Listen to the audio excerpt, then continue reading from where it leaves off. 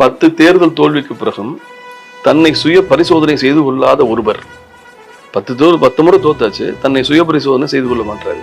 கட்சியையும் கூட்டி வைத்து இந்த தோல்விக்கு என்ன காரணம் என்று அலச மறுக்கிறார். அப்படிப்பட்ட ஒருவர் பின்னால் நின்று கொண்டு இன்று வரை அமைதி காக்கக்கூடிய நபர்கள் இருக்கிறார்களே, எடப்பாடியை விட மோசமான குற்றவாளிகள் வருகிறார். நான் நினைக்கிறேன் ஓட்டைப்படைகள் உட்கார்ந்து மூழ்கி சாவம் என்று நினைக்கிறார்கள் போல, முடிவெடுத்து விட்டார்கள் போல.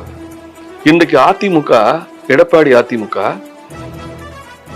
கடந்த காலத்தை, நிகழ்காலத்தை திமுகவிடம் இழந்து விட்டது. எதிர்காலத்தை பாஜகவிடமும் நாம் தமிழரிடம் இழக்கக்கூடிய சூழல் உருவாகிவிட்டது. ஏறத்தாழ 13 தொகுதிகளில் பாஜக 2ஆம் இடத்திற்கு வந்திருக்கிறது. 81 சட்டமன்ற தொகுதிகளிலே பாரதிய ஜனதா கட்சி 2ஆம் இடத்திற்கு வந்திருக்கிறது. 3 சட்டமன்ற தொகுதிகளிலே பாஜக முதலிடத்திற்கு வந்திருக்கிறது. வரலாற்றில் இல்லாத அளவில் விளவங்கோட்டில் வெற்றி பெற்ற காங்கிரஸ் கட்சி வாங்கிய ஓட்டுகள் 89,000. 2ஆம் இடத்திற்கு வந்த பாஜக வாங்கிய ஓட்டுகள் 52,000. அதிமுக பெற்றிருக்கிற வாக்குகள் சுமார் 5,000. இதெல்லாம் எதை சார் சொல்லுது? இத்தனை தோல்விகளுக்கு பிறகும் எடப்பாடி சேலத்தில் போயிருக்கிறார். கட்சியை ஏலத்தில் விட்டு சேலத்தில் இருக்கிறார்.